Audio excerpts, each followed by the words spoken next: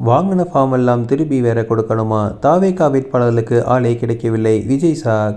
நடிகர் விஜயின் தமிழக வெற்றிக் கழகம் மிகுந்த எதிர்பார்ப்புகளுக்கு மத்தியில் தனது தேர்தல் பணியை தொடங்கிய நிலையில் தற்போது ஒரு பின்னடைவை சந்தித்துள்ளதாக தகவல்கள் வெளியாகியுள்ளது. கட்சியின் உள்கட்டமைப்பு மற்றும் பலத்தை நிரூபிக்கும் விதமாக அறிவிக்கப்பட்ட வேட்பாளர்கள் விருப்பமனு தாக்கல் எதிர்பார்த்தளவு வரவேற்பை பெறாதது கட்சி தலைமையை பெரும் அதிருப்திக்குள்ளாக்கியுள்ளது. கடந்த பிப்ரவரி 3ஆம் தேதி கட்சியின் பொதுச் செயலாளர் எஸ். ஆனந்த் வெளியிட்டுள்ள அறிவிப்பின்படி தமிழகத்தின் 234 தொகுதிகளிலும் போட்டியிட விரும்புவோரின் பிப்ரவரி 6 முதல் 14 வரை பனையூரில் உள்ள கட்சி தலைமையகத்தில் விண்ணப்பங்களை சமர்ப்பிக்கலாம் என அறிவிக்கப்பட்டது. இதற்காக விண்ணப்ப கட்டணமாக ரூ.100 வசூலிக்கப்பட்டது. பல ஆயிரம் பேர் இந்த விண்ணப்பங்களை வாங்கியும் சென்றனர். மேலும் பூர்த்தி செய்யப்பட்ட விண்ணப்பத்தை சமர்ப்பிக்கும் போது ஒரு குறிப்பிட்ட தொகையை சுமார் 10,000 முதல் 50,000 வரை தொகுதிக்கு ஏற்ப இருக்கலாம் என கூறப்படுகிறது. இதை வைப்பு தொகுதியாக செலுத்த வேண்டும் என நிபந்தனை விதிக்கப்பட்டது. சுமார் 1 கோடிக்கும் அதிகமான உறுப்பினர்களை சேர்த்துள்ளதாக கூறப்படும் நிலையில் வேட்பாளர் விருப்பமனு தாக்கல் நிலவும் மந்த நிலை அரசியல் வட்டாரத்தில் பேசுபொருளாகியுள்ளது.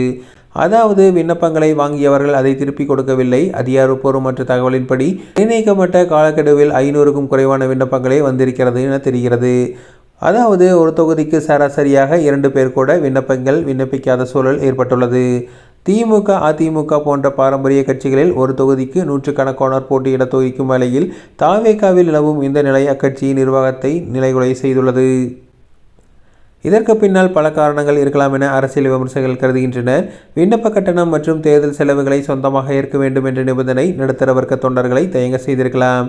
தகுதியான வேட்பாளர்களை கண்டறிவதில் நிலவும் தெளிவின்மை மற்றும் தேர்தல் களத்தில் நிலவும் கடும் போட்டி ஆகியவை ஒருவித அச்சத்தை ஏற்படுத்தியுள்ளது. மேலும் தனித்து போட்டி என்ற விஜயின் முடிவு வெற்றி வாய்ப்பை பாதிக்குமோ என்ற தயக்கம் அடிமட்ட தொண்டர்களிடையே நிலவுகிறது. விண்ணப்பங்கள் குறைவாக வந்திருப்பதை தொடர்ந்து விஜய் கட்சி தலைவர் மற்றும் முக்கிய நிர்வாகிகள் தனிப்பட்ட வகையில் அவசர ஆலோசனையில் ஈடுபட்டுள்ளதாக கூறப்படுகிறது. வேட்பாளர் மனு தாக்கலுக்காக கால அவகாசத்தை நீட்டிக்கலாமா அல்லது சில நிபந்தனைகளை தளர்த்தலாமா என்பது குறித்து விவாதிக்கப்பட்டு வருகிறது.